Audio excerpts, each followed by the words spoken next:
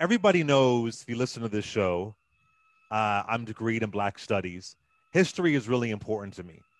Knowing our history is really important to me.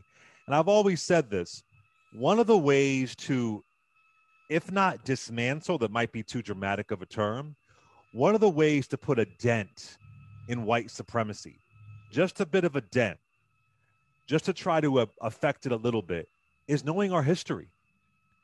How important it is to know our history. Because Black, white, Latin, Native American, whatever the case may be, they go through school not knowing what race means, not knowing what nationality means. Many people don't even learn about Black history until they get to college. And I feel like every student in America should know about the contributions of Black folks, Native American folks, whatever the case may be in this country. Because if you know the ways in which we have all contributed, then it might, again, it wouldn't solve it, but it might give a little bit of dent into the contagion of white supremacy. Because sadly, many of this is fostered in our education system, which is built in with propaganda, which still has the residue of the Daughters of the Confederacy writing our textbooks. For those that don't know, once the Civil War ends, there's this movement called the Lost Cause to basically rewrite the history of the South, to say, oh, it wasn't all that bad. Then they had this propaganda education that came out. And much of these textbooks, like I said, the remains of it is from what the Daughters of the Confederacy wrote.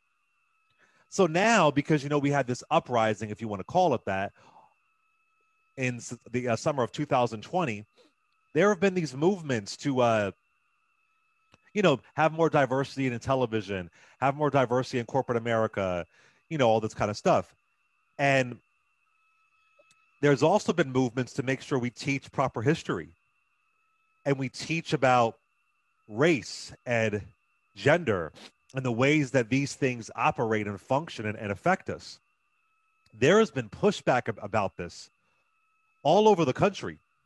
There have been, to be quite frank, some white parents freaking out that their son or daughter is going to be taught about race, about gender, proper history.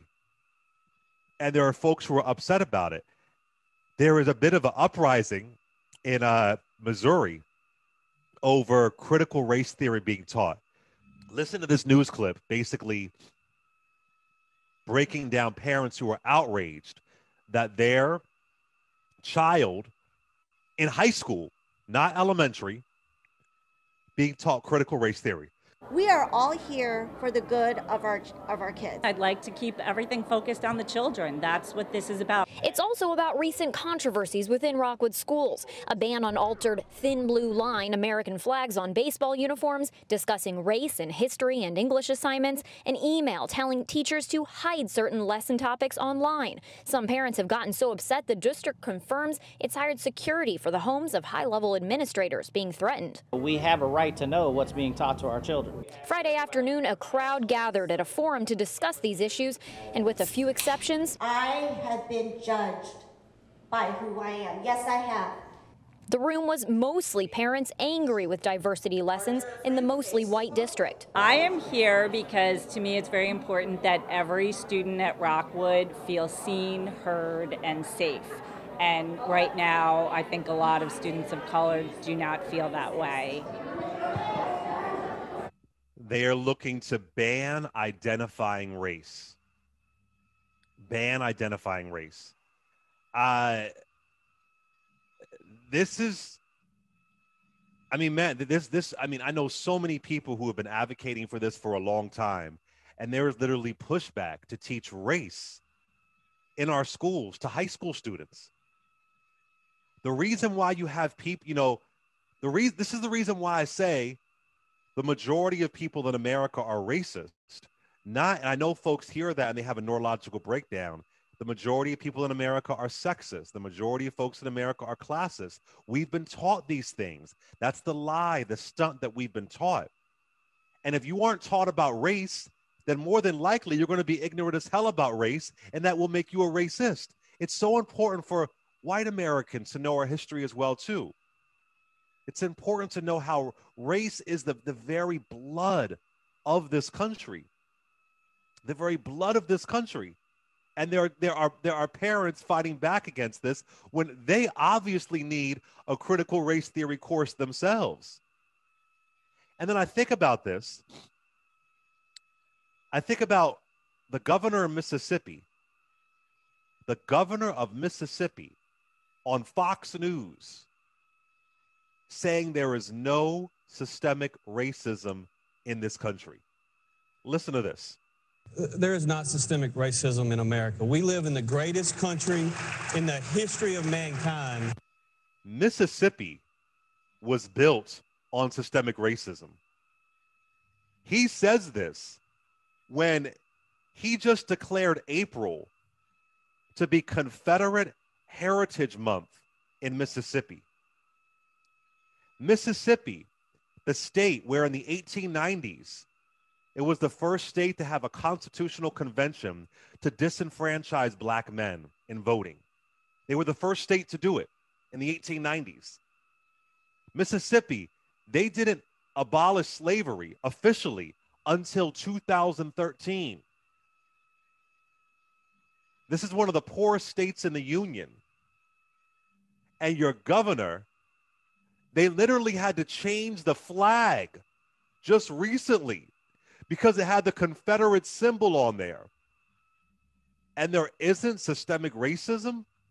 I mean, we're now getting to a point.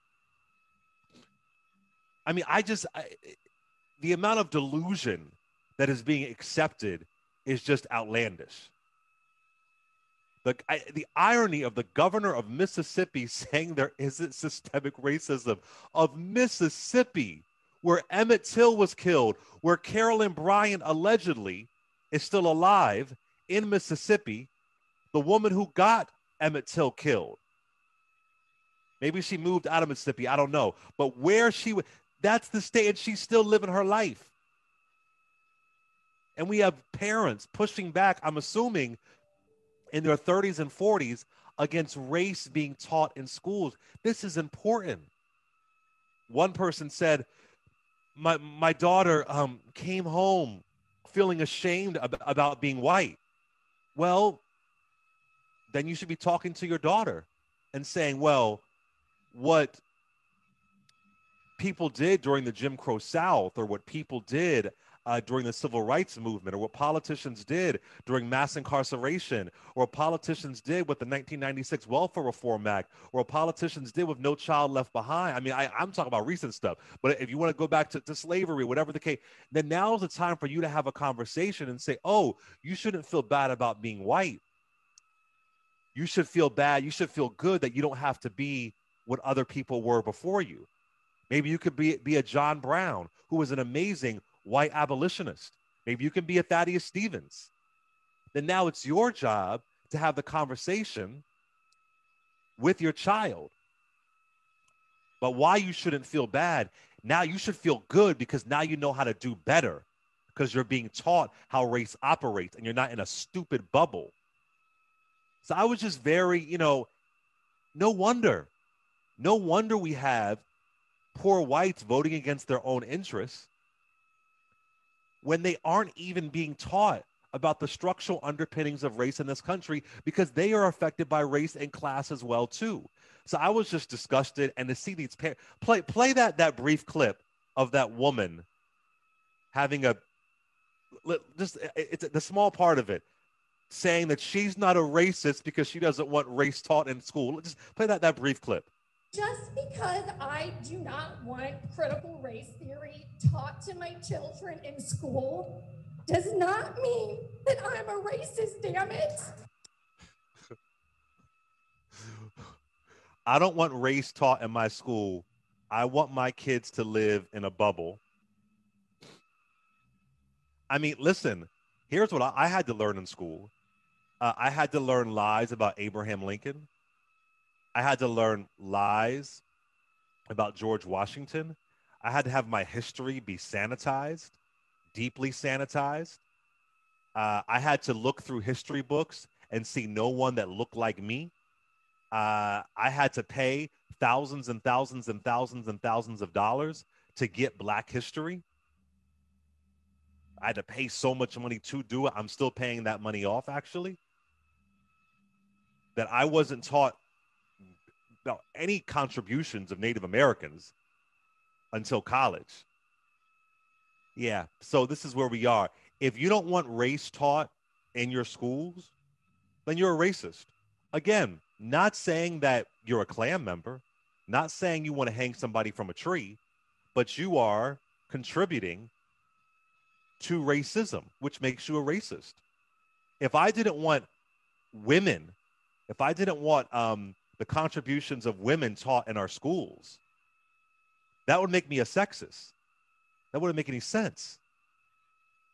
So yeah, I'm pretty disgusted by this, and Governor Tate Reeves, shame on him. He's just the bottom of the barrel, complete delusion. And I think he was crying when he signed the bill to take the Confederate flag off of, change the Confederate flag as far as in Mississippi. And now you're saying we live in the greatest country in the world and there was no systemic racism.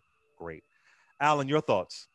So a couple of things. The first one is, even if you're not teaching it in school, it's happening around you. It's the Black Lives Matter movement. It's the civil rights cases that are sort of happening every day. So it's already there, so you can ignore it, but it's still going to permeate your house through the television and everywhere else. So it's better to sort of have that. Two, schools are supposed to be this concept of having this open conversation. And if you have nothing to fear about what you've done, then it should just be an open conversation about what happened. A recitation wait, hold on one second. Now that's good.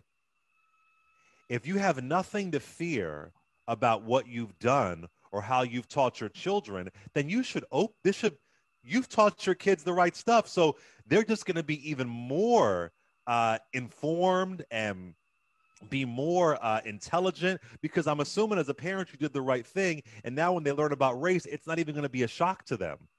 If you think you did the right job as a parent. Go ahead, Alan.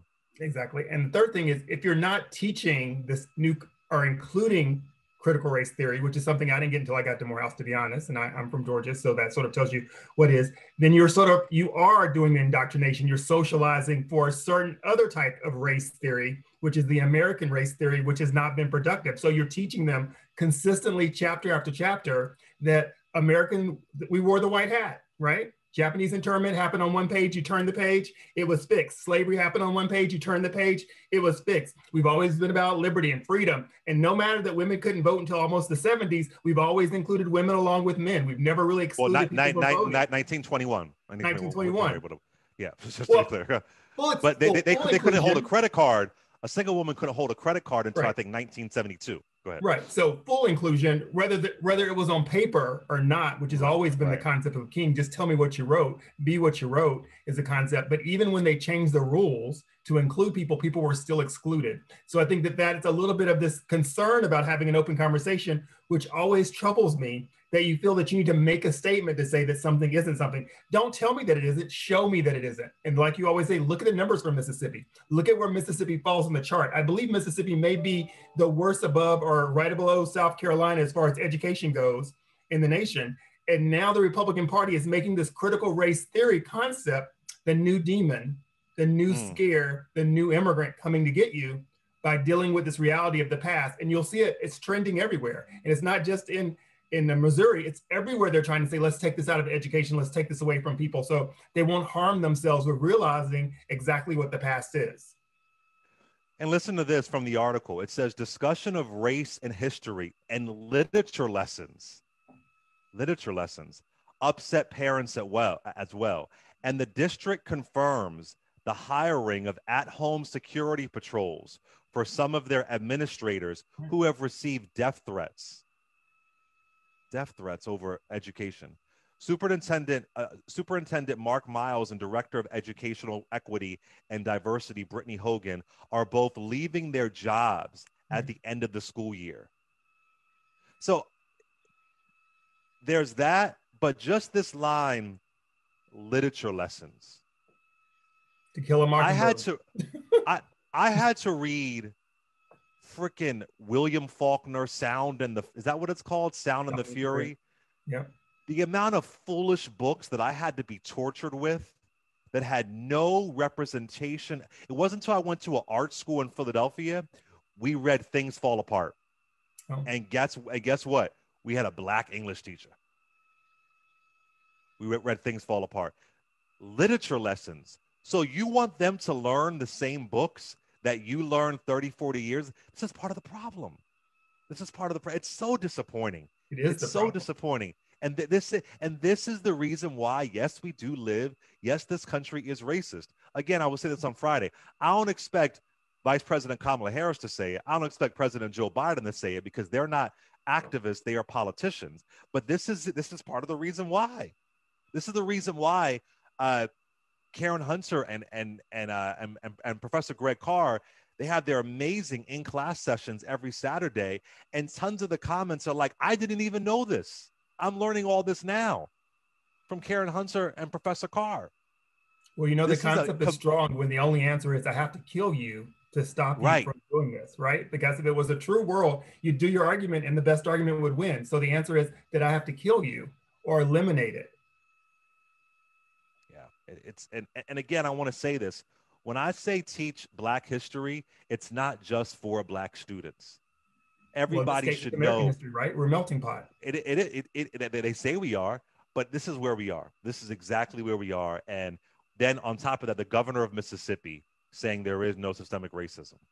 Well, the other question is, what about the tax dollars from minority families that pay into the system that have never had part of their education taught, right? All of those Black families, whatever the neighborhood, that was a white neighborhood. What about the rest of the neighborhoods where they're excluded? What about the Black kids that go to school and never hear anything about themselves? Maybe they hear something every February, once or twice. They hear King, they hear Obama, and now they hear Vice President, but that's all they ever hear. What about all the other stories that are excluded? What about the concept of just because you go in and you have a war, there is also a concept for those people who suffered when you conquered them? What about that story? And you know, the other thing is, I don't understand this idea that if you learn history and you hear about people who look like you who did evil things in history, but it's not like every single white person on the planet did evil things in history, that'll somehow be a reflection on you. I just don't understand that. Like, I have friends who are West African. When they hear about an African dictator, they learn the history of an African dictator. They don't think that makes Africans look bad. You know what I'm saying? One of my best friends, Alexa, who comes on the show, who used to be a teacher, she is Dominican. When she hears about Trujillo, how he slaughtered 10,000 Haitians, am I saying it right, Trujillo? She does not think that makes her look bad as a Dominican. Like, I just don't, I don't understand why that makes you feel bad about yourself because you're hearing a fact in history. That's really, and I doubt the kids think that. I think it's more so the parents thinking that and making them think that. It's the most bizarre. If you hear about George Wallace and that makes you feel bad as a white person, then you were already feeling bad. That doesn't make any sense. That's a lot. If you hear, I don't know, Germans who hear about Hitler and they feel bad as a German. It's just, and mind you, in Germany, they teach about Nazi Germany through and through. From the very beginning, they learn the nitty gritty so they don't repeat it again. So shame on anybody out there who does not want, I'm not talking about salacious history. I'm not talking about, adding a spin to it. Facts, explaining what race is. Again, people cannot explain race and nationality and ethnicity. Explaining how it was constructed. Explaining how it was legalized through the courts, through the churches. That's empowering. My God, I don't think get it also does something that you do on this show. It also explains classism. It explains socialism in the country a little bit, how the stratifications work, and how maybe if things came easy to you, that they didn't come so easy to other people because of the realization of this education that you may or may not receive, to have an understanding that things that just happen for you, having a car, having a house, having water, having lights every week, not parents working or your mom not working home all the time, are things that are built on this culture that cost other people having the same sort of thing that you have. And that American exceptionalism isn't the concept of excluding people or judging people or those routing, is saying that there is supposed to be this opportunity there, but always claiming that you're just exceptional when in fact, across education, healthcare, work, wages, the United States is fallen across the board, right? In these different areas that we always used to be number one. And so I think there's a concern of saying, if I can't say I'm number one and that I always wear the white hat, then there's a problem. Exactly. Let me just say this too. It's important. I'm saying this over and over, but it's also important for, let me give you an example. So when we talk about classism and race, right? It's important for white people to know the history of Irish people in this country. The Irish weren't always considered white. A lot of folks don't realize that. It's important to know that, hey, maybe if you are an Irish community, maybe your community is where it is because of how the Irish were originally treated when they came here. This is important to think. This stuff is important to know. The Italians weren't always considered white. These are things that it's so important to know. It might explain your family history. It might give you a little bit of insight. It might make you understand, oh, wow, here's a reason why reparations are needed. Wow, here's a community that got reparations. When you think about Japanese internment camps, they would get reparations later. Like, there's so many things, man. A lot of this confusion, that's something that I was going to say. Learn about the history of diseases, then you would understand how the Spanish flu operated. Folks were wearing a mask, but a lot of these answers and confusions that we have, a lot of these confusions that we have in our country, the answers are already there. It's in our history. That's why, boom, it's right there.